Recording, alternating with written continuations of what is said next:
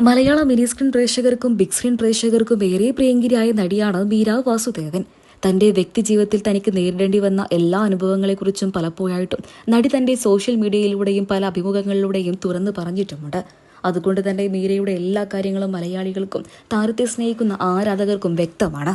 എന്നാൽ ഇപ്പോൾ ഇതാ തന്റെ വ്യക്തിജീവിതത്തിലും കുട്ടിക്കാലത്തും ഒരിക്കലും മറക്കാൻ കഴിയാത്ത വലിയൊരു അനുഭവത്തെക്കുറിച്ച് തുറന്നു പറഞ്ഞുകൊണ്ടാണ് മീര വാസുദേവ് എത്തിയിരിക്കുന്നത്.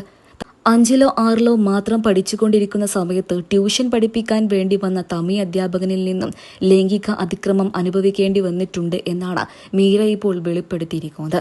താരത്തിന്റെ വാക്കുകൾ ഇങ്ങനെയായിരുന്നു: ഞാനും എൻ്റെ കുറച്ച് സുഹൃത്തുക്കളും ട്യൂഷൻ ക്ലാസ്സിന് വേണ്ടി പോയിരുന്ന ഒരു സമയമുണ്ടായിരുന്നു. അവിടെ വെച്ച് എല്ലാവർക്കും ഒരു അനുഭവം നേരിടേണ്ടി വന്നിട്ടുണ്ട്.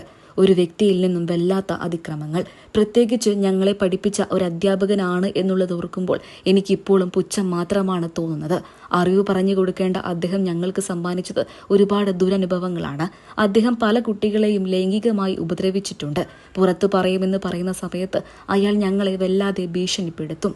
ഞാനൊരു മോശം പെൺകുട്ടിയാണെന്നും സ്കൂളിലെ അധ്യാപകരോടും അച്ഛനോടും ഇക്കാര്യങ്ങളൊക്കെ തന്നെയും പറഞ്ഞു കൊടുക്കുമെന്നുമായിരുന്നു അയാൾ എന്നെ ഉൾപ്പെടെയുള്ള പല പെൺകുട്ടികളോടും ആൺകുട്ടികളോടും പറഞ്ഞ് അവരെ എല്ലാവരെയും, എന്നെ അടക്കമുള്ളവരെ എല്ലാവരെയും അദ്ദേഹം ഭീഷണിപ്പെടുത്തി വെച്ചത്.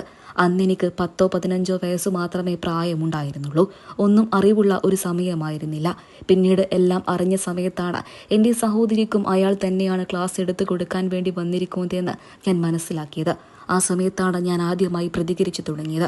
പിന്നീട് ഒരു കുട്ടിക്കും ഇത്തരത്തിലുള്ള മോശം അനുഭവം ഉണ്ടാകരുതെന്ന് ഞാൻ ആത്മാർത്ഥമായി ആഗ്രഹിച്ചു. അതുകൊണ്ട് തന്നെ ഞാൻ അന്ന് ശക്തമായി പ്രതികരിച്ചു.